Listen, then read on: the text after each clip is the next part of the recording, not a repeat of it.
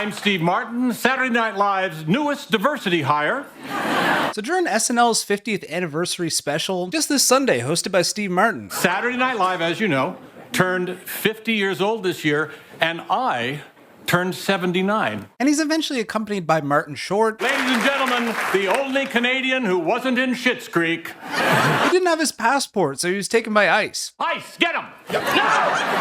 I'll cooperate! Don't take me! I'll name names! Mike Myers, Jim Carrey, Catherine. But then things start to spice up as previous SNL writer John Mulaney also joins Steve Martin. But then, John drops this bombshell. Over the course of 50 years, 894 people have hosted Saturday Night Live, and it amazes me that only 2 of them have committed murder.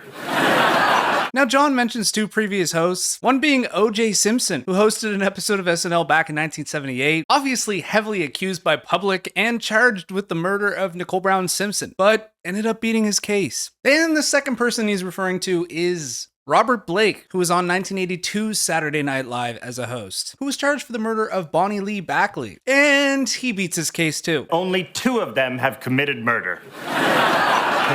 After John drops that bombshell, O.J. Simpson's longtime attorney and current executor of his estate, Malcolm Laverne, spoke to TMZ about the monologue, saying, quote, "John Mulaney was great, and John's joke about accused murderers hosting the show was very funny." Malcolm also says John's delivery forced viewers to think about it for a second, and his thoughts led to laughter. Hey, Twitter world, this is yours truly. He knew his place in society and didn't fight against it, good or bad. He just lived his life. Golf, friends, rich ones, or Joe Blue Collar, good food, and hot young women. As obviously O.J. Simpson passed away last year, but I mean, what else is he gonna do?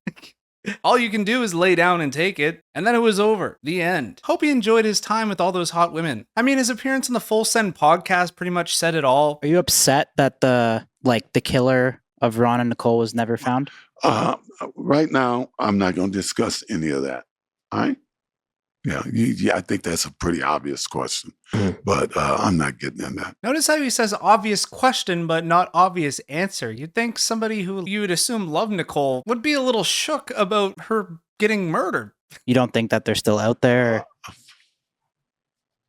I'm not going there. But anyway, folks, let me know your thoughts on the SNL murder joke, and ta-ta for now.